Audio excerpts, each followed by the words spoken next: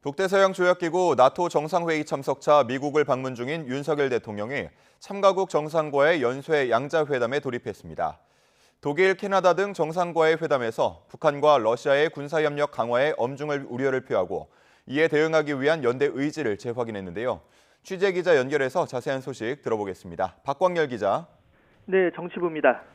윤 대통령이 양자회담 일정에 본격 시작했다고요?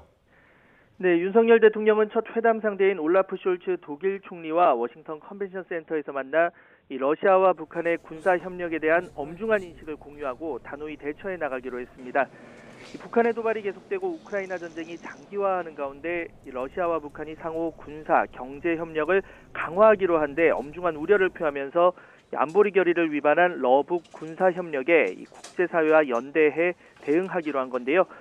대통령실은 두 정상이 양자 협력뿐 아니라 우크라이나 지원과 공급망 교란, 기후위기 등 글로벌 현안을 위한 소통을 강화했다고 밝혔습니다. 또 독일의 유엔사 가입 의사에 대해 논의했고 윤 대통령은 한반도 평화, 안정을 위한 독일의 가입 의지에 환영을 표했습니다. 윤 대통령은 이어 같은 장소에서 쥐스탱 트리도 캐나다 총리, 딕스호프 네덜란드 총리와도 잇따라 회담을 진행했습니다.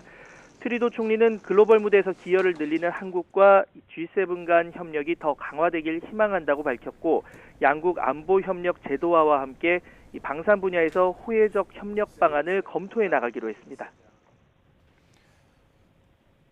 네, 오늘 한일 정상회담 성사 가능성에도 관심이 쏠리죠.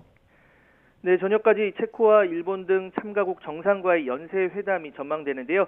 일본 기시다 총리와의 만남이 성사되면 지난 5월 서울에서 열린 한일중 정상회동 이후 약 한 달 반 만입니다. 이번 나토 정상회의에서 논의 내용 역시 주목되는 측면인데요. 우리나라는 나토 회원국은 아니지만 인도태평양 4개국 파트너 일원으로 초청됐습니다. 이 북한과 러시아 군사협력 심화 등 한반도 긴장 수위가 높아지는 가운데 윤 대통령의 안보 외교 행보에 외신 관심도 높은 상황인데요. 이 블룸버그 통신은 윤 대통령이 나토 정상회의에 참석하는 가장 영향력 있는 인물 중 한 명이라며 이 한국은 우크라이나가 맞서 싸울 수 있게 이 나토가 구하는 무기에 방대한 재고를 보유하고 있다고 그 배경을 설명했습니다. 이 워싱턴 타임스는 윤 대통령이 인태, 유럽 지역 연계 확대 가능성을 제기할 거라고 전망하기도 했는데요. 나아가 사이버 안보와 방위 산업, 인프라 공급망, 원자력 등 분야에서 협력 강화 방안도 모색될 것이란 관측이 나옵니다. 윤 대통령은 정상회의 개최국인 미국 바이든 대통령 부부가 주최하는 친교 만찬에 현지 시각으로 오늘 저녁 참석할 예정입니다. 지금까지 정치부에서 YTN 박광렬입니다.